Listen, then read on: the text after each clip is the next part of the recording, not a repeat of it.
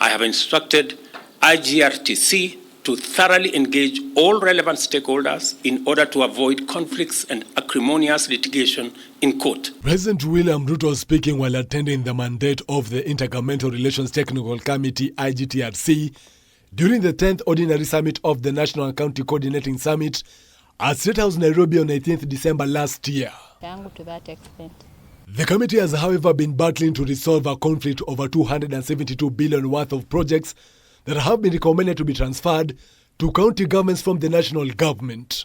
A report from the committee shows that at least 10 decentralized functions are to be transferred should the conflict be resolved, with the Ministry of Health losing 3.2 billion Kenya shillings, Water 58 billion, Transport 10.9 billion, the Agriculture Ministry losing 105 billion, even as Trade and Tourism lose 4.8 billion and 31 billion consecutively.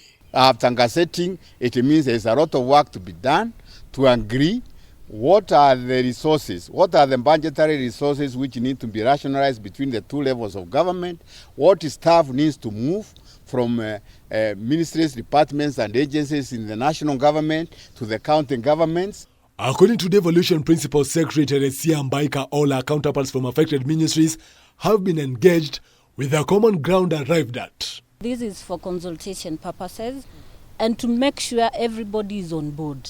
And we are not strangers in these processes.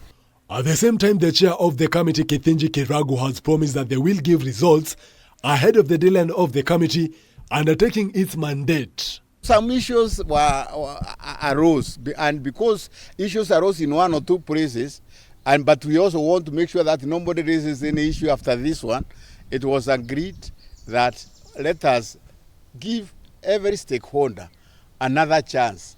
The two have further dismissed a plot by a section of aggrieved parties who have moved to court. For the first time, there is a lot of good relationship between the two levels of government. Nobody wants to waste a lot of time and resources going to court when we have an opportunity to engage, talk and agree.